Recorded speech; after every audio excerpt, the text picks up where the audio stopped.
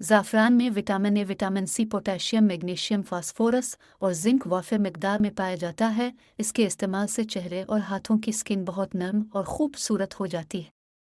ज़ाफ़रान, लीमू और रोगन ज़ैतून का आमेज़ा तैयार कर लें और रोज़ाना रात को सोने से पहले इस आमेज़े से चेहरे पर हल्के से मसाज करें। कुछ हफ्तों के इस्तेमाल करने के बाद चेहरे का रंग सुर्ख और सफ़ेद हो जाएगा।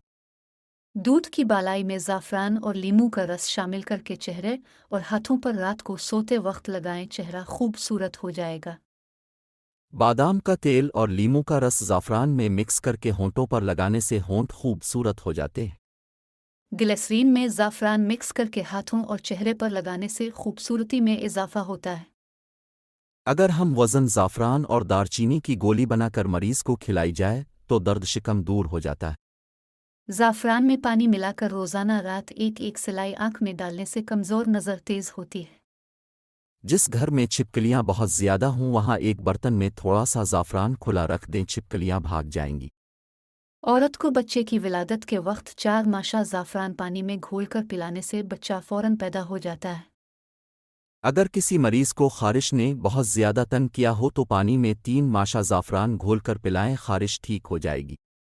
जो लोग नींद की कमी का शिकार हों उनको ज़ाफ़रान, अफ्यून और तज तीनों हम वज़न पेशकर खुलाने से फ़ौरन नींद आ जाएगी।